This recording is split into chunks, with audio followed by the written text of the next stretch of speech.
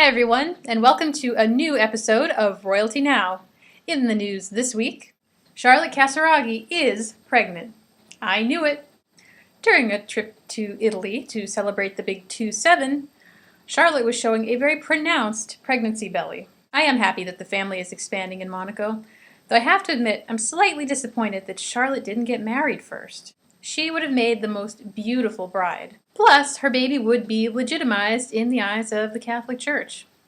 But she looks happy, and she's been looking happy ever since she got together with Gad El Maleh. Now, if this baby was with Alex Dalal, I would be nervous. So here's to Charlotte. From one prego to another, I wish her the best.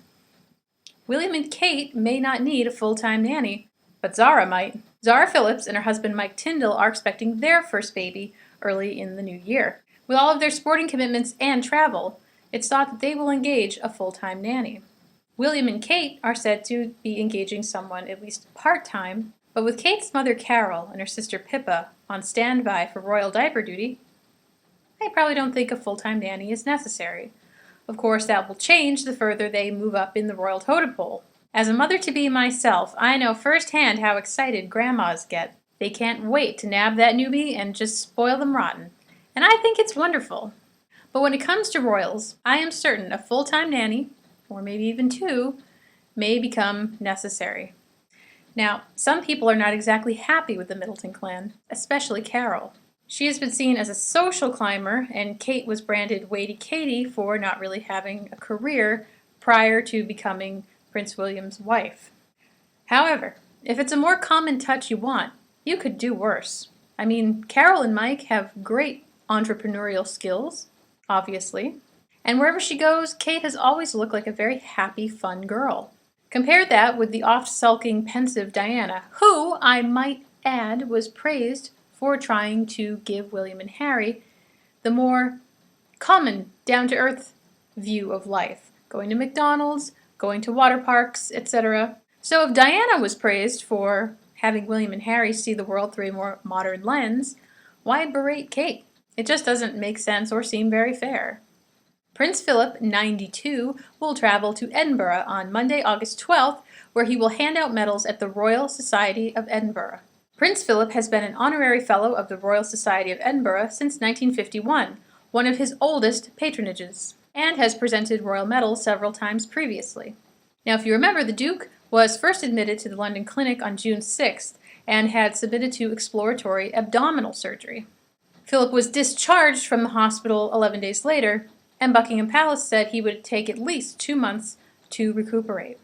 He's said to be in good condition and has been in good spirits ever since.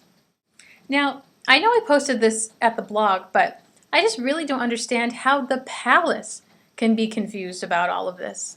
Regarding Kate's title, a senior aide at Buckingham Palace suggested that William might simply have taken it upon himself to decide that his wife was a princess. What? Spokesman James Roscoe said, "I will check further, but I'm getting the impression there are no hard and fast rules in this area." Ugh.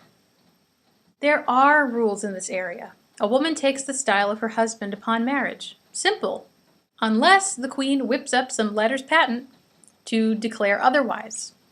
I wonder where these palace press officials were right before the wedding when Kate's title was being discussed. People were wondering what title the Queen would bestow on William so Kate wouldn't simply have to be Princess William. You hear that? There's princess in that title. So it's not checking further, Mr. Roscoe. It's not checking at all that is the problem. If you had, you would have discovered that Kate has indeed been a princess this whole time.